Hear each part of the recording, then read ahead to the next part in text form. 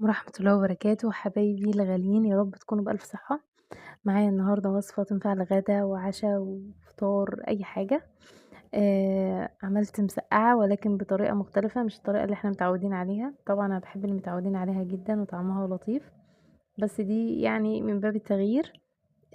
وطالعة بطريقة تحفة وطعم رهيب.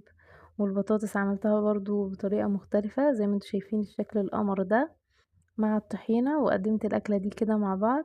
كانت حاجة في منتهى اللطف واللذاذة.